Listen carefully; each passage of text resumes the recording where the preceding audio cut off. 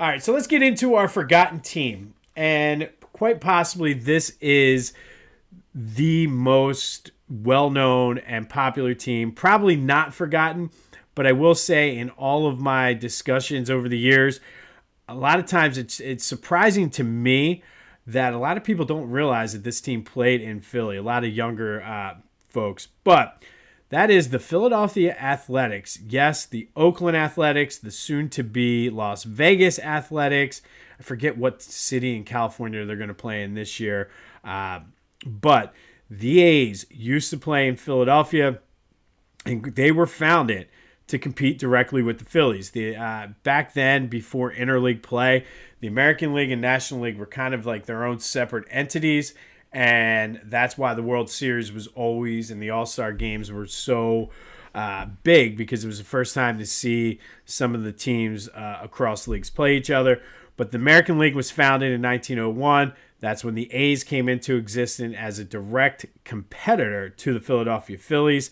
Originally, they were a team in the National League, but it was a whole different organization, set of owners and things like that. But that's where the name, the A's, derived from. The Athletic Club of Philadelphia, I believe it was called. But there was a fierce rivalry with the Phillies because, like I said, they were brought in to be their direct competitors. They would when they first came in the league, they stole players from the Phillies. Even Ben Scheib, who was obviously from Shibe Park, was one of the minority owners for the Phillies. Connie Mack talked him into investing in the A's as well. So I don't think anything like that could happen today, but he did have a financial interest in both teams. But the A's had two real big golden eras when they were in Philly. From 1902 to 1914, they won 6 pennants and 3 World Series. Connie Mack didn't want to pay the players, so he sold them off. They went through some lean years, and then he brought them back into a dominant team from 1927 to 1931 when they won 3 pennants and 2 World Series titles while competing with the Yankees, that was the 1927 Yankees were Murderers Row. So even with those years when Connie Mack's A's didn't win the pennant, they were coming in second place behind the Gehrig and Babe Ruth Yankees. But Connie Mack managed the team from 1901 to 1950. Unheard of. You'll never see somebody manage a team that long today. He has the most wins, most losses, and most games ever as a manager while coaching here in Philadelphia. There was a city series. I talked about the rivalry, but after the season, there was always the city series, which was sort of, if the A's or the Phillies weren't in the World Series, it was sort of like a way for them to crown the city champion. And that was a really big deal in Philly back in the day. The A's, unfortunately, financially just couldn't make it work in Philadelphia.